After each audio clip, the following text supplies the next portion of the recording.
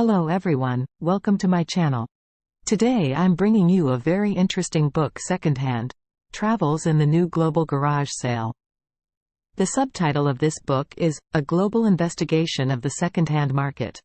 I believe many of you have accumulated quite a lot of idle old items at home. Where do all these things eventually go? They circulate in a market that we seldom pay attention to, and even flow to every corner of the world. The author of Secondhand personally visited secondhand markets all over the world and recorded the operations of this mysterious world for us. Now, let's follow the author's lens and take a tour of this vast secondhand world. First stop, we arrive in the United States. America is a typical consumer society, where people buy new stuff very quickly, so a lot of old items accumulate. There are specialized, empty nest, companies that can help people clean up rooms.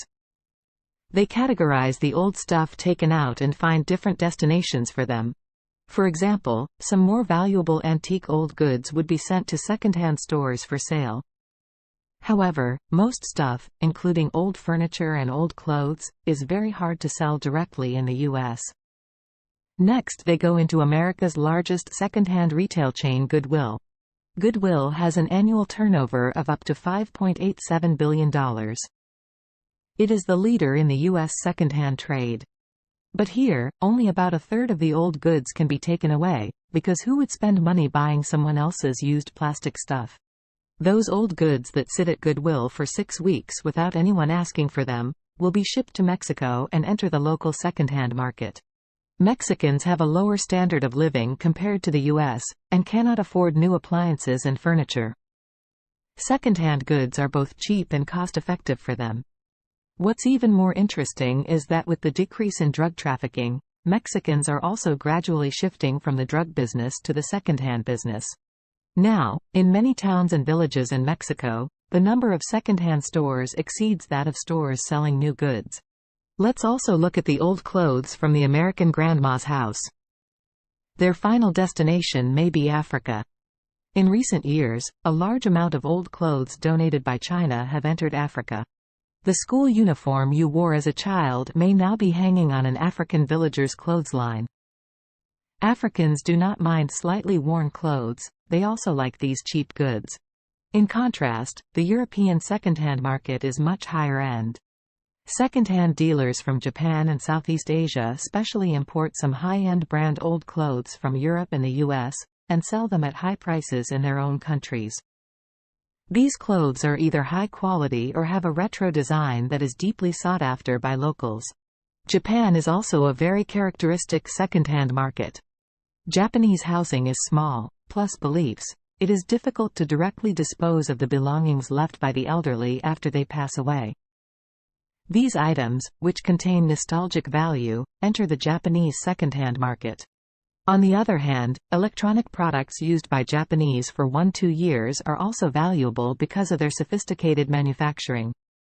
These electronic secondhand goods flow steadily to Southeast Asian countries, because people there value affordable prices and product quality. Through the author's global tour, we get a general picture of the entire process from the generation to circulation of secondhand goods. Premium brands cycle in developed countries. Ordinary clothes and appliances go to developing countries.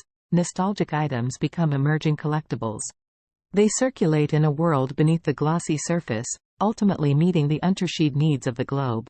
Since whether secondhand goods can be sold is so important, next let's look at what factors influence the sales of secondhand goods in this market.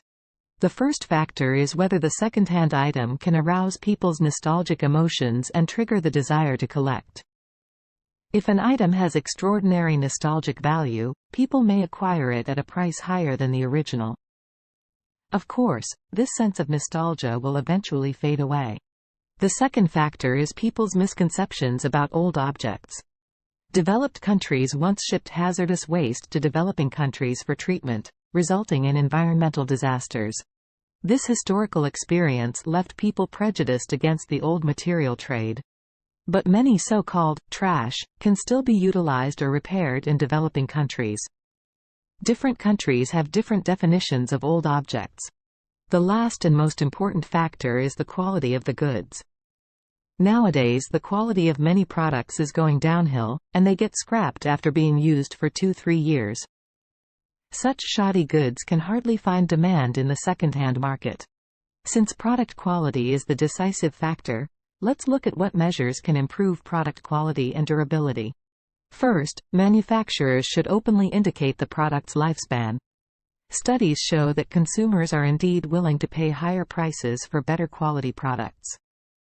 An open lifespan can help consumers identify quality products.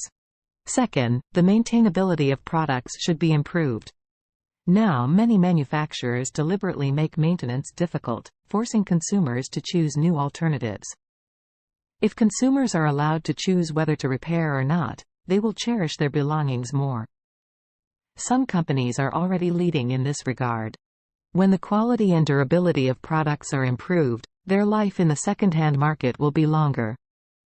A thriving second-hand market will in turn promote the quality improvement of new products. This is the need for global sustainable development. That's all for today. If you are also interested in the second-hand economy, I recommend you find and read the original book Secondhand. The author's first-hand research will give you a more stereoscopic understanding of this market. Thank you for watching. See you next time.